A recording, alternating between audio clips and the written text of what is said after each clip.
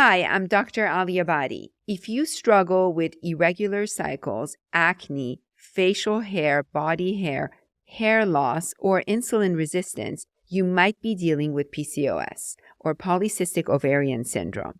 Having dedicated my life to helping women with PCOS, I understand the challenges in getting an accurate diagnosis and the right care. That's why I created OV. OV is designed to help you take control of your health with clinically proven, validated ingredients in a simple, once-a-day solution. For too long, women with PCOS have had to choose between lifelong prescriptions or complicated supplement regimens. OV offers a better way to help manage your symptoms without the hassle. It's my mission to empower women facing PCOS and other hormonal issues by providing the information and support they need. Reclaim your health once and for all. Go to OV.com. That's OVII.com and start today. Hi, I'm Dr. Thais Aliabadi.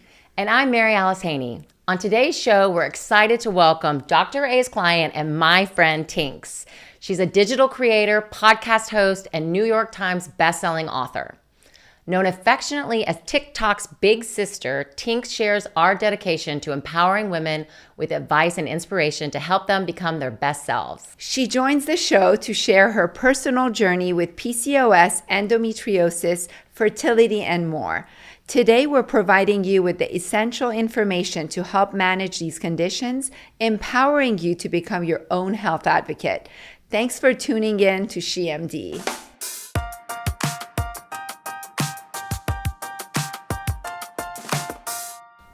Tinx, I'm so excited to have you here today. I'm so excited to be here. Thank you for having me. So sometimes it's rare, not often, that we have a guest that is both a friend of mine and a patient of Dr. A's. And you know Dr. A doesn't know who anybody is. So I said to her, I was like, Dr. A, we had a conversation. You're like, she's my doctor. I was like, we've got to get Tinx on this. She's got 1.5 million Instagram. She's like, who's Tinx? And I was like, oh my God. But that's a testament to Dr. A because she thought I was just a regular girl and she still treats me like a celebrity when I go in there. That is true. That's what I hear about that. That's fantastic. So I just want to kind of go back to how we first met because I think it's so incredible what you have done in the last small few years since COVID. But I have my fashion line and my head of sales, Reedy, was one of your best friends. And she said, there's this girl, this friend of mine, she's the smartest marketeer. She's the smartest brain. Her instincts are perfect. I want you to meet her. And I met you. And then COVID happened and cut to you started your whole platform during COVID. Can you just talk about that for a minute, how that started? Yes. So I had moved to LA in end of 2019 because I was finishing grad school and I felt like, I really want to give LA a shot and I needed a job. Thus why I was begging Reedy to help me try and find something. And I couldn't find any full-time work. I was lost. I was really, really lost. This is something I've spoken about a lot. I didn't know what I was doing. I felt like I was so behind. All my friends were getting married and I was like 29 and I was moving to a new city.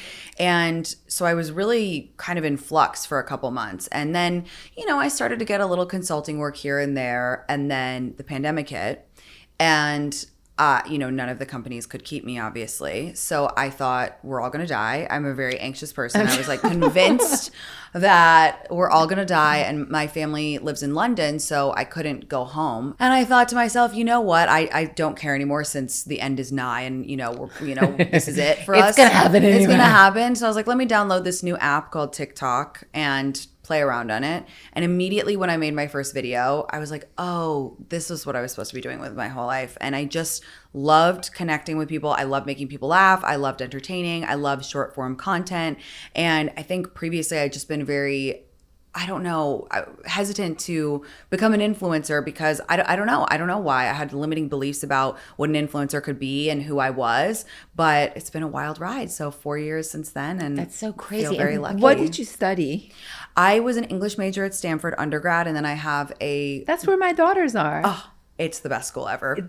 She calls me every day. No, She's it's like, the best. This is the best school on the planet. No, it's the best. I really spread my wings at Stanford. When I was growing up in London, I went to a British all-girls school, and it was a very very academic, and I loved it. But I just was craving something bigger. And so I was like, Mom, Dad, I want to go to America for college. I want to go to California. I had I thought it was like in the real OC, all those shows. I was like, that's what California is like.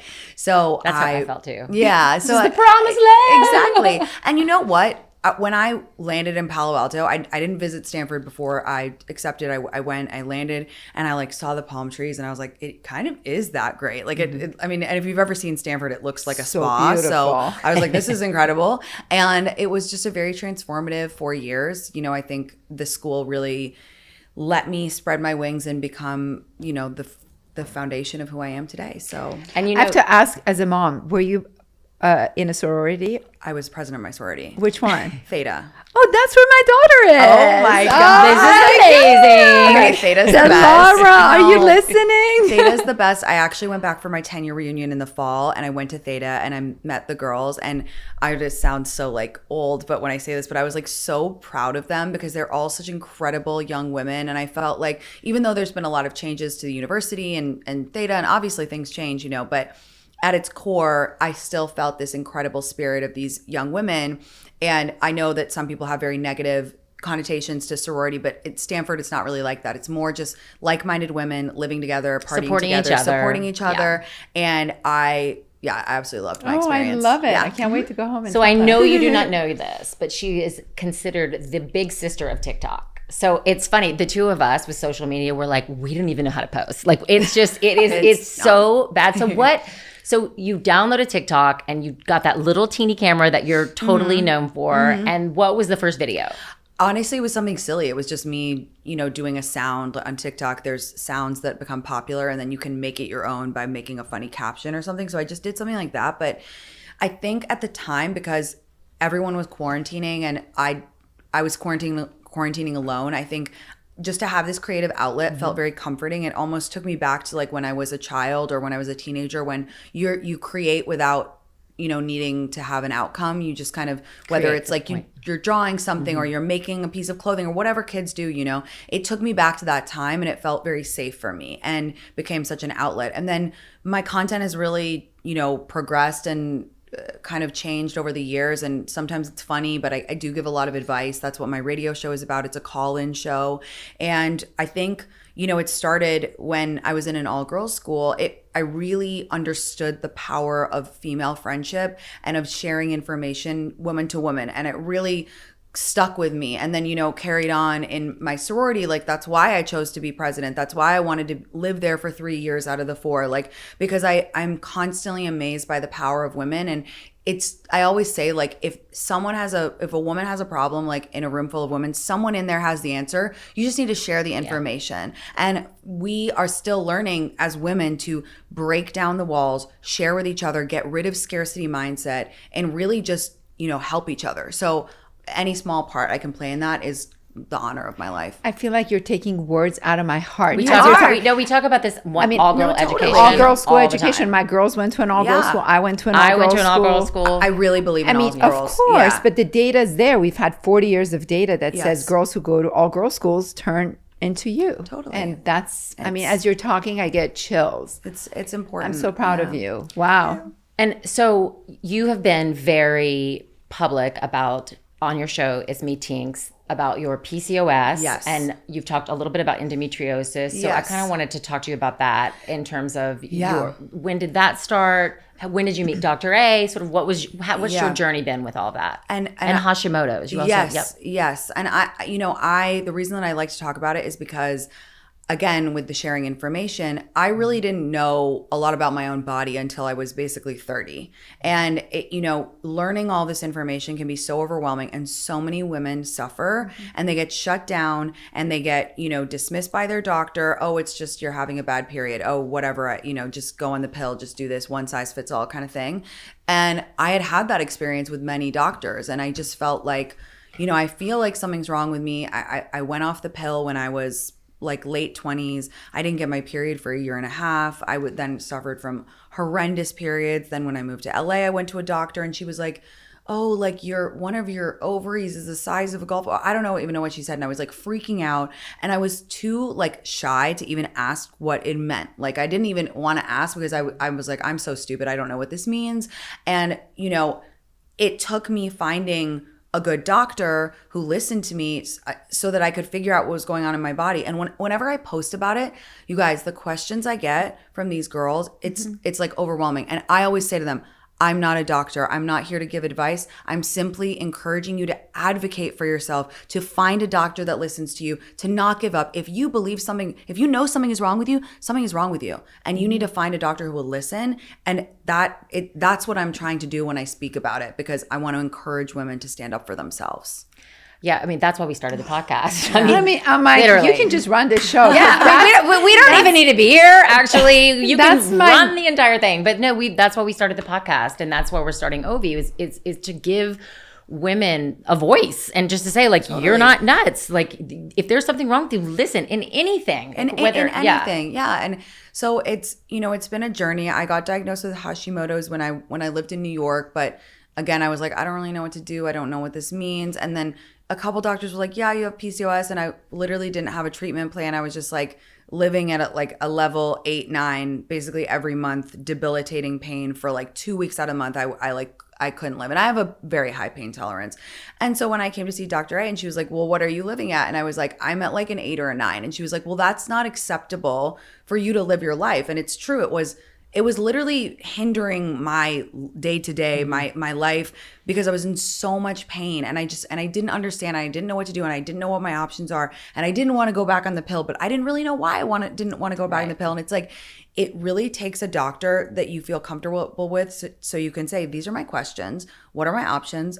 We ended up deciding that an IUD was best for me. And a year on for my IUD, I'm like at like a 3-4 every month. So it's like the difference is so sizable with the right treatment plan, with someone listening to you. And again, that's why I want to talk about it, because I just feel like I'm lucky I have resources to try different doctors and to find an amazing doctor who listens to me, but not everyone has that. So if I can at least encourage them to not give up, that's something. Yeah.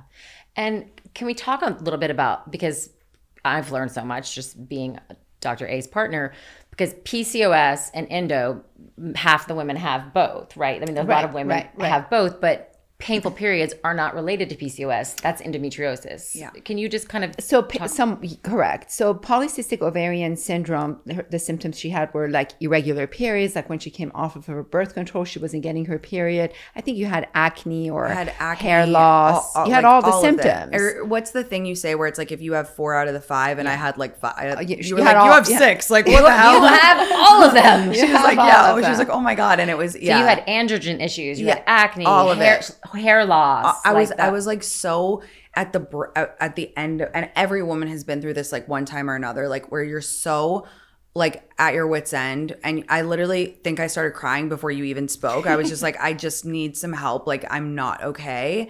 But then I didn't know that I had endometriosis, which I had other symptoms, and I was like, I don't understand what's happening to me. And then you diagnosed me with that. And I think the importance is when you diagnose someone, you know, if she walked into my office and I told her, you know what, you need an IUD and here's some spironolactone or metformin. I don't remember what I started her on. You write a prescription and they leave, they're not going to listen to you. You have to empower, you have to educate, you have to explain to patients why they're taking that medication. Mm-hmm. And by taking that medication, what happens to their symptoms and why. When you educate them, then they're compliant with your treatment plan. The problem in medicine right now is, and I've said it over and over again, doctors don't have time. When you spend 5 minutes with a patient in a room, I must have spent 45 minutes with you explaining what PCOS is, what endometriosis is, how we treat it, what do we do 4 months from now if you still have irregular period or if your acne is not better. You have to have a plan, right, for these patients. The problem is when you have 5-10 minutes to spend with a patient, you're in and out. The patient says, I have painful period. The doctor says, here's birth control. She goes home. Her grandma says, don't take birth control. You take birth control, you're going to be infertile. She's not going to take it. And this vicious cycle continues, and they bounce from doctor to doctor. That's why it takes doctors 9 to 11 years to diagnose endometriosis. Majority of PCOS patients, if you look at studies, they say 75% of PCOS patients are never diagnosed, but I think it's 90%. It's above 90%. And when it comes to PCOS, we treat symptoms. So not all PCOS patients have the same exact symptoms. So because there's no cure for it, right? So you just treat the symptoms of the androgens. It's been such a transformation, and I really feel so happy and strong in myself, and it's just inspiring me more and more to speak about it, because it's like I feel it's so daunting for women when they get this diagnosis. They think, I'm, as you said, there's no cure, what am I going to do, all this stuff, but it's so, with the right doctor and the right treatment plan, it's manageable. And so then we've done a lot on PCOS, we've done on endometriosis, but I think it's important because so many of the women that have both together explain the differences between the two. So PCOS patients complain of hormonal imbalance symptoms, excess androgens, testosterone. So these patients usually have irregular periods. They complain of acne, male pattern hair loss or hair thinning. They have facial hair, body acne. They complain of acne on their back. They might have skin tags on their neck. They usually almost always have some form of anxiety. They gain weight easily. Do you have anxiety? Oh, yeah. Yeah. I mean, it's part of the syndrome. And when you tell patients this, they feel better about it. Yeah. It's not like you're anxious and you have irregular periods and it's really hard for you to lose weight and you might have eating disorder and you have fertility issues. It's all part of one syndrome, right? And we can address all of it. But no one looks at their hormones. No one's diagnosing them with polycystic ovarian syndrome. Do you know, I'm going to start a study in my office. I would say 70% of PCOS patients, when I tell them, did you have an eating disorder? The answer is always yes. Yeah. They're eating the same thing, if not less. And the skinny friend is showing up the next day in her skinny jeans. And these PCOS patients are gaining weight and no one stops. And then, it affects their self-confidence. But no one's diagnosing these teenagers. I'm not saying all eating disorder is PCOS. You're not saying right. I'm saying a lot of PCOS patients do have eating disorders, and it starts at a very young age. So if you diagnose them, treat them, and treat their insulin resistance, they're not going to gain weight. And what are the treatments for PCOS? So you treat the symptoms, right? For irregular periods, you can start with birth control pills. You can put them on metformin. For acne, you can give them spironolactone, which is aldactone. A lot of young girls who end up on Accutane, their diagnosis is probably PCOS. They don't need to go on Accutane. Treat their underlying condition. You're not going to need to put them on Accutane, and check their liver enzymes. If they have hair loss, we can treat it with birth control, with minoxidil. So you treat the symptoms. If they have anxiety, you address their anxiety. For weight loss, we put them on metformin. For patients who are morbidly obese or obese, we use the GLP-1 injections for them to lose their weight. I mean, the list goes on, but you have to find out what those symptoms are. The root cause. But you didn't want to go on birth control. Well, so I didn't really know why I didn't want to. I had been on the pill for 10 plus years, and then I went off it, and I had, everything went crazy, and then, led me to, going to Dr. A and getting diagnosed. And even with the IUD, I was a little resistant at first, but I didn't. But I convinced. She convinced me. And I was like, I really, when I think back, I don't know why. I think I was so confused by all the hormone, and I just didn't know. But I was like crying every time I would come to see Dr. A. And eventually she was like, look, why don't you try this? I really think it's going to help you. Why don't you give it 6 months? You don't like it, we'll take it out. And I was like, okay, fair enough. At this point, I really can't go on like this. Put it in. 6 months in, I really did start to feel a massive difference. And now a year on, I feel truly like a new version of myself. And it's great. And then we do metformin. I've spoken about that, and I like it. I do metformin. I do metformin. I don't really know what it does, but I absolutely love it. And so let me explain what it does. PCOS patients have insulin resistance, right? That's why whenever they eat carbohydrates, their body doesn't process sugar correctly because their cells are insulin resistant. Metformin is making you insulin sensitive, right? So that's why it works for insulin resistance patients, for patients with family history of diabetes, PCOS patients, all of it. The other reason I didn't want her on birth control, there are two reasons I don't like birth control pills personally for PCOS patients. Number one, birth control pills, PCOS patients have mood disorders, right? Anxiety, and they might have depression. So a lot of these birth control pills, affect their mood. So I don't like adding And an to IUD their does not do anxiety. that. Not like In the a same birth level. control pill. Okay. Now, not all patients are this way. A lot of patients do really well on birth control pill, but patients, PCOS patients with painful period, I prefer IUDs. The other reason is you're not supposed to stay on a continuous birth control pill for more than 7 to 10 years because in a small percentage of patients, I want everyone to listen to this, it can chronically suppress your ovaries, your ovarian reserve. So it's okay if you want to go past 7 to 8, 9, 10 years with a birth control pill, but you better start checking that egg count and making sure it's not going down. I have seen patients, I actually saw one in my office this week. She's 35 years old. She's perimenopausal. Now she's been on birth control for like 15 years. It could be partially the birth control. It's also her genetics, everything, but she hasn't been able to get pregnant.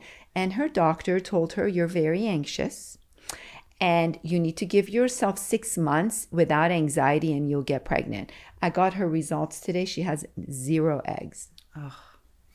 So you got your eggs tested, your egg count tested. Yes. Yeah. I do it for every single patient. But you decided that you didn't want to freeze your eggs. I so, didn't So let's talk about that because I think this is. How do you know all this? I do my research. No, I spoke about this, and I think I don't know if I want kids, and Which is honestly, Yes. totally fine. I'm the type of person where I really like every big decision in my life. Like I haven't like visualized it before. One day I wake up and I'm like, I'm gonna do this now. Like that's always how I've been.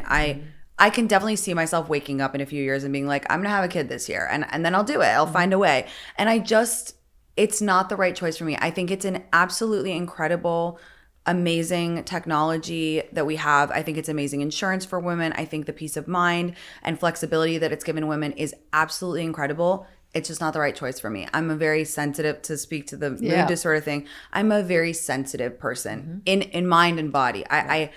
I don't like, I'm very, like to every drug I take or, anything, I'm very sensitive. And it would, for me, I know that in my heart, I would feel resentful when I did the egg freezing because I would think that, wow, the 33-year-old guy who's killing it in his career right now is not doing this. I know. And I believe that your body listens to your mind and your thoughts. And if I went into it in that resentful way, it would not work well and it wouldn't be good. If I need to do IVF in the future, I'll do it. If I adopt, I had that conversation with myself. I'm more than happy to adopt. And I'm really okay with that. And I think, what we were saying before, like everything works out as it should. And I really thought about it long and hard. And it's just not the right choice for me. I love it. I love that you're so actually strong and clear. Yeah, it's all supposed to happen how it's supposed to happen. So we'll see. Okay, so when did you first have painful periods? Right from the beginning? Yeah, they kept getting worse and worse. And then when I went off the pill, it was really, really, really bad. Like really bad. Yeah. Out of curiosity, what did your doctors say when you had painful periods? Nothing like take Midol. That's what I'm saying. So that's the message women are getting, right? So they go home, someone like her will go home and say, well, it's normal. Maybe after a while you start questioning yourself. Yeah. Right? No, you do. And also I think, like I was lucky enough to go to private school. I went to Stanford, like I said. All that to say, I still didn't understand like a lot of how my body works and like what was normal and what was not. And that just speaks to like how little we educate women and empower them about their own bodies. So a big part of it was like, yes, after a while I was like, okay, I guess this is normal. And I really didn't know. I didn't know what it was supposed to be like. We didn't talk about it, which is again why I'm so happy to talk about it, because it's like if you're debilitated, if you're lying in bed for 3 days a month because you literally can't stand, that's not normal. And you can't live that way. Painful periods are not normal. You guys, for my 50th birthday, COVID hit. Otherwise, I would have done it. I wanted billboards all throughout Los Angeles. It said, painful periods are not normal. Hashtag endometriosis. But then one day my daughter was like, okay, so now they're driving down the 405 and they see this. Painful period is not normal and they think they have endometriosis. They go to their doctor and they still get dismissed. Then what? Yeah, well, that's what we're doing this. We're educating women. I heard a statistic that they said that 75% of women in college think that they know more about the anatomy of a frog than they do about their own body. Exactly. That's which what's is so crazy. scary. Probably true. No, it's probably true. It's so scary. Scary. Yeah. And how come so many women that have PCOS also have endometriosis? So when you have we don't know. We don't know the cause of PCOS. We don't know why some, 10% of the women have endometriosis. One thing we do know, it has to have some genetic links, because if you have it in your family, then you're 4 times more likely to probably have endometriosis. With PCOS, if you have insulin resistance, diabetes, PCOS family members, you're more likely to also have it. With PCOS patients with the irregular periods, when you don't have a period, for example, for 6 months, and you have a heavy period, you could also get retrograde blood go, instead of coming out of the vagina, it goes up the tubes into your peritoneal cavity, and it implants there. And these become endometriosis implants in your pelvis. And they respond to the estrogen that gets secreted from your ovaries once a month. And they start growing. And because doctors dismiss it, patients don't get diagnosed. A lot of times family members will tell, a girl that, your painful periods are normal. I used to have painful periods. It's not a big deal. Don't make a big deal out of it. I had a 14-year-old in my office. I told you, she would end up in the emergency room every cycle. And her teachers told her, you're doing this not to come to school. Oh my God. So my dream in life is for every single person to know about PCOS and endometriosis. It has to be. Yeah. These are the top causes of infertility. We have to make sure. I want men, women, every single person on this planet to know, to be familiar with these 2 names. Just like you know what breast cancer is, you should know what endometriosis is, and you should know what PCOS is. And what's the treatment for endometriosis? So endometriosis, usually the ultimate treatment for endometriosis is laparoscopic resection.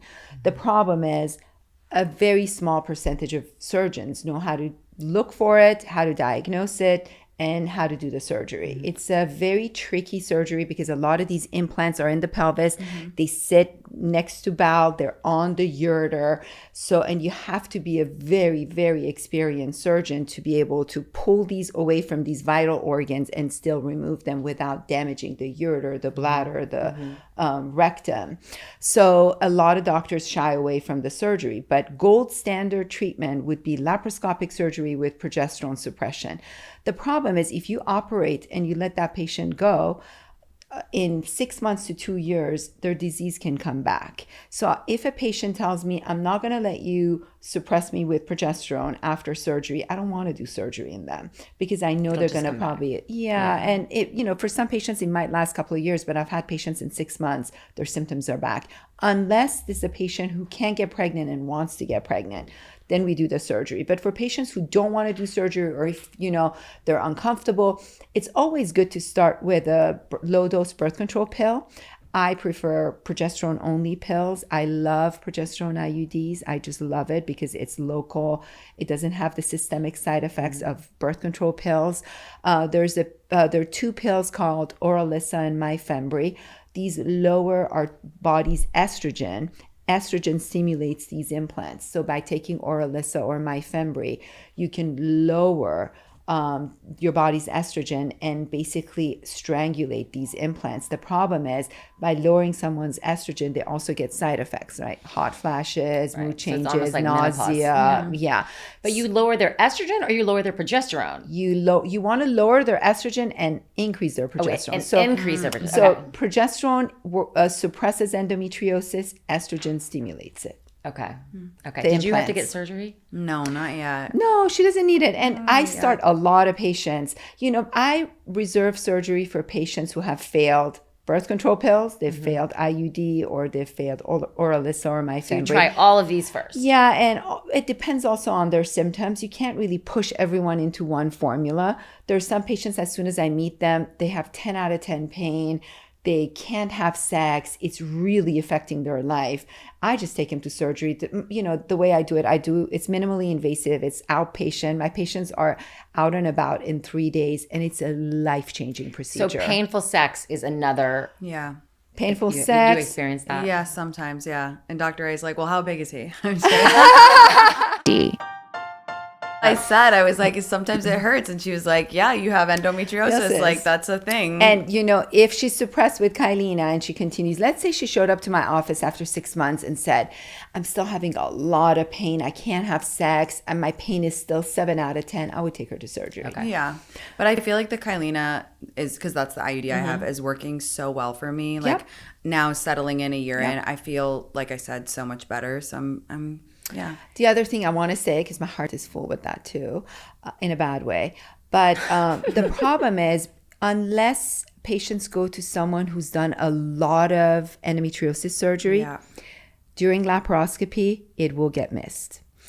The typical endometriosis implant, when you look at it, they're like these black marks all over the pelvis, right? Mostly on the uterosacral ligaments where it holds the uterus. But a lot of patients have stromal endometriosis. Stromal endometriosis, you have to zoom into it, and there are these white streaks. When you look at it, it looks normal. If you don't zoom in, you're like, oh, there's no endometriosis. Sometimes I search for 20 minutes and I find it. Because you just know that it's there. I know it's there. Someone told me in France that they have a test for endometriosis. And I'm like, what's the accuracy of your test? He's like 96%. I'm like, but I'm like 99.9% with my clinical diagnosis. Right. But most doctors aren't. So it's But my point is, it's not hard to diagnose. You just have to listen. Yeah. You just have to listen. If you listen to her, you would have diagnosed her. So, and then you have Hashimoto's. Yes. And I have kind of, that one is the one that's fallen by the wayside. My mom has it. And then they diagnosed me when I was living in New York. And they basically said, try to be gluten-free and dairy-free. And because it's a thyroid. Yes, it's a thyroid thing. And there's thyroid issues in my family. But that's the one that I kind of don't deal with anymore. Because I used to be gluten-free and dairy-free. And it just didn't work for me. So did you, and what are the symptoms of Hashimoto's? I was just so tired, gaining weight. But that could have also been totally. Yes, it could have been. Hashimoto is an autoimmune thyroiditis. So it's very, very common. At first, before diagnosis, their thyroid shoots up and then it crashes. When it crashes, they get weight gain, they're tired, they're cold, they just don't feel well. They feel sluggish. And that's why doing a hormone panel on any patient is very important, because even on PCOS patients, I always check their thyroid. You don't want to miss. Like, what is the treatment for Hashimoto's? You treat it with medication. What are the medications? Synthroid, levothyroxine. I was on Synthroid. Yes, I went on that. I forgot that. They're different medications. I was on that for 2 years. Did it make you feel better? Honestly, like, not really. Okay. I'm not gonna lie to you there. It was before I knew Dr. A. I went on it for 2 years and I was like, I guess this helps. I don't really know. Like, but I think her weight gain and your fatigue and all of that was from PCOS. I think it was exactly, yes. Do PCOS patients lots of times have an autoimmune? Is that something that's correlated, or no? That's just another amazing thing that you just got. PCOS and thyroiditis. PCOS has a lot of inflammation. It could be autoimmune. A lot of patients, their ovaries, in certain patients with PCOS, their ovaries are just secreting androgen. Yeah. And that could be autoimmune. Okay. But there's also a lot of inflammation with PCOS patients. And that's why Tinx, I've worked with this amazing scientist.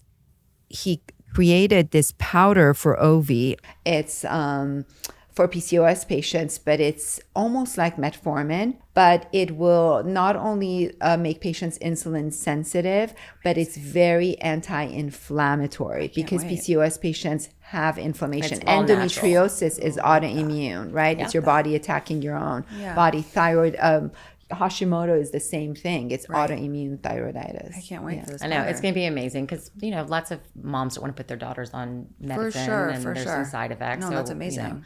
All right, tell us, is there anybody special in your life? Because I love setting people up, and I actually have a brother that's single, and I was just thinking about it. Oh my gosh. I am single right now. I'm working on my radio show, working on my podcast, working on a few other cool projects right now.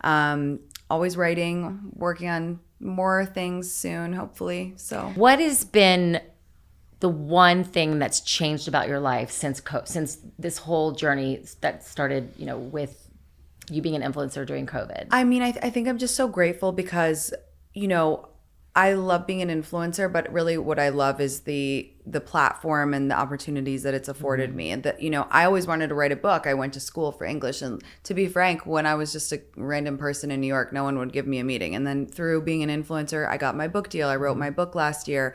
And, I get to speak to hundreds of women every week. I've spoken to literally thousands upon thousands of women in the past 4 years. And it's just a dream. It's really, I feel so lucky. And we talk about everything from, boys to Botox to this and that. And it's really a pleasure and an honor to do the job that you feel like you're supposed to be doing. And I like going to work every day. So that's just so lucky. But I also just the word influencer, when we think you are an influencer and you're influencing women in such a positive way. And I think that's so incredible because, I think sometimes you talk to some of these little girls in high school and they're like, what do you want to be? It's not, I want to be a doctor. It's like, I want to be an influencer. Well, what does that mean to you? Right. Does it mean that you're going to have a platform where you can influence other women in the right way? Yes.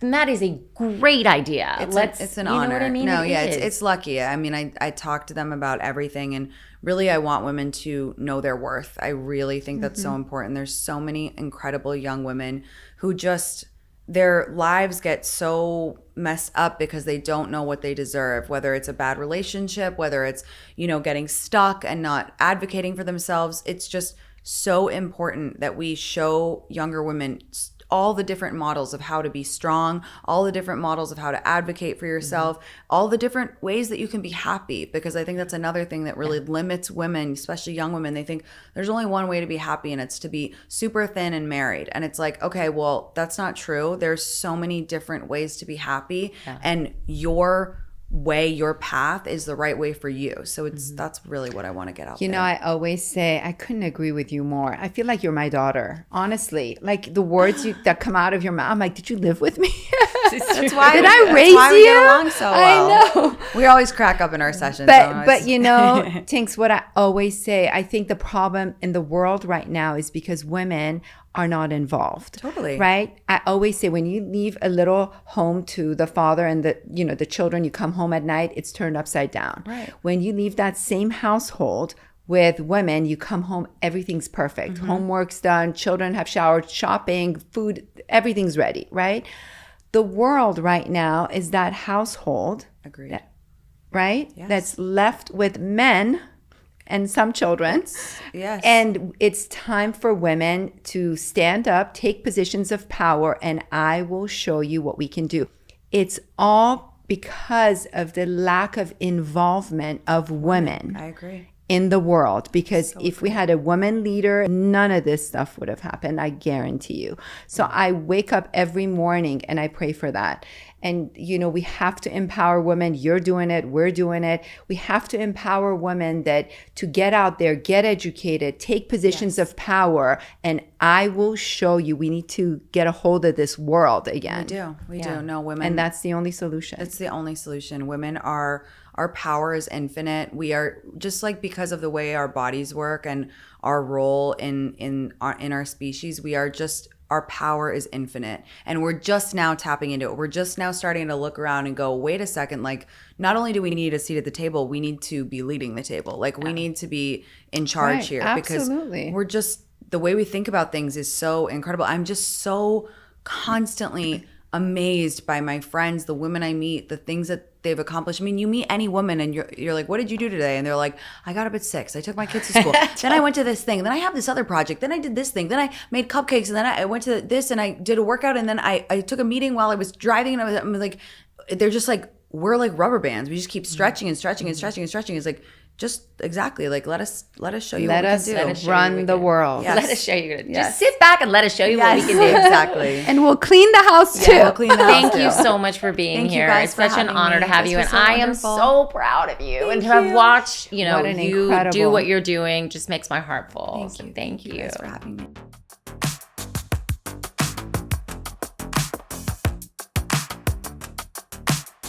Thanks so much for joining us today on SheMD. If you want to own your own health, a good place to start is by following us on social media at SheMD Podcast and by subscribing to our show on YouTube or wherever you get your podcasts. For takeaways from today's episode, visit our website, shemdpodcast.com. We'll see you next time on SheMD. This podcast is for educational and entertainment purposes only. It is not intended as a substitute for a physician's medical advice. You should regularly consult your medical provider in matters relating to your own health. Even though we share our honest beliefs on SheMD, some of the products and services we discuss may involve sponsorships or paid advertising.